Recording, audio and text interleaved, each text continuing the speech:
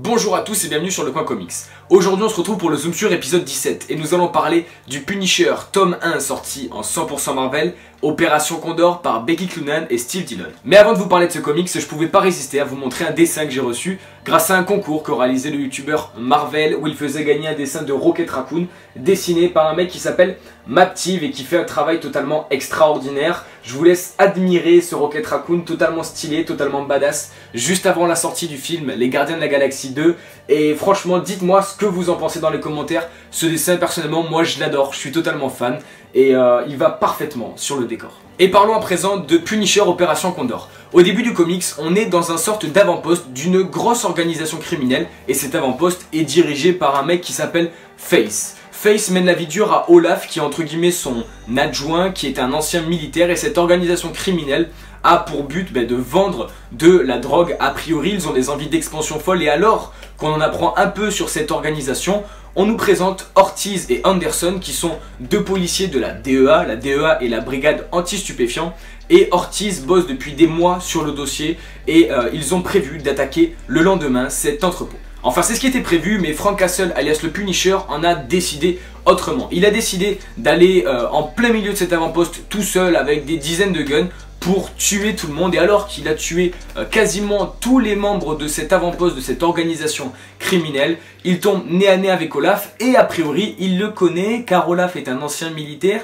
et il serait a priori étroitement lié. La DEA arrive quelques heures après, il y a des cadavres partout et c'est le début du road trip. Et oui, parce que Frank Castle, il n'a pas décidé de s'arrêter à l'avant-poste et il souhaite détruire et tuer Face, qui est le dirigeant de cet avant-poste qui a été détruit.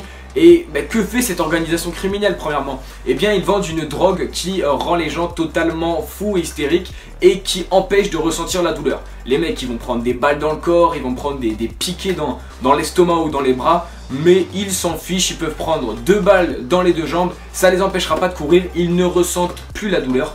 Et le Punisher a bien décidé d'arrêter cette organisation avant qu'elle ne fasse trop de ravages. Pendant ce temps-là, la DEA, eh bien, elle est à la poursuite du Punisher parce qu'elle a bien compris que le Punisher était à l'origine du massacre bien mérité qui a eu lieu au sein de cet avant-poste. Et le Punisher, il se doute de rien et il continue un petit peu sa chasse à l'homme au milieu de nulle part en traquant Face et ses hommes. Et ça va commencer à se pimenter quand il va se retrouver nez à nez avec Face et sa bande, et que des enfants vont être mêlés à ça parce que les gars de cette organisation accrochent des ceintures d'explosifs sur les enfants pour les faire péter sur le Punisher, et ça plaît pas trop à Frank Castle. Et à partir de ce moment, eh bien le Punisher va commencer à vraiment sortir l'artillerie lourde pour arrêter cette organisation, et la DEA et le Punisher vont même devoir plus ou moins faire équipe pour arrêter cette organisation, et je vous laisse découvrir la suite du comics par vous-même. Et saviez-vous que le dessinateur Steve Dillon, qui réalise les dessins de ce comics, eh bien, a rencontré le succès grâce notamment à ses collaborations avec le scénariste Garth Ennis. Ils ont notamment fait Hellblazer ou encore Preacher, que vous connaissez sûrement grâce à la série télévisée.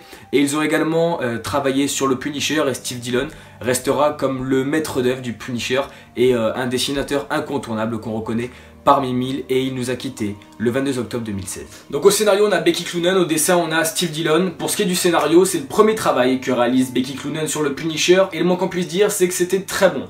On retrouve un Punisher différent que celui qu'on avait vu dans Daredevil Punisher. Dans Daredevil Punisher, il voulait arrêter le criminel, le tuer, quitte à blesser des innocents sur son passage, ce n'est pas grave. Là on retrouve une ligne de conduite plus classique du Punisher, un Punisher qui cherche à tuer les méchants et à protéger, voire sauver les innocents, et c'est quelque chose dans la normalité pour le Punisher, c'est comme ça qu'est Frank Castle, et c'était très bon. On retrouve un scénario, un véritable road trip qui va nous raconter des moments du passé du Punisher qui était totalement super intéressant à suivre. Pour ce qui est des dessins, eh bien, Steve Dillon réalise son dernier travail malheureusement sur le Punisher, sur ce comics, du moins sur cet arc. Et le moins qu'on puisse dire, c'est qu'il brille encore une fois sous ses traits. C'est un dessin que moi j'apprécie particulièrement. On a des planches totalement détaillées, il y a énormément de scènes de combat, c'est du Punisher.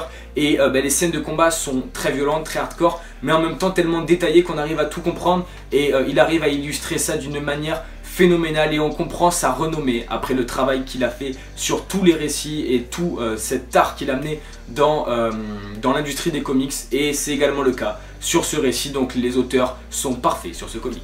Mais du coup, qu'est-ce qui m'a plu dans le Punisher tome 1? C'est vrai que si je réfléchis quelques secondes, le Punisher est un héros que je connais relativement peu. Donc c'était intéressant de lire ce comics et d'en apprendre plus sur son histoire.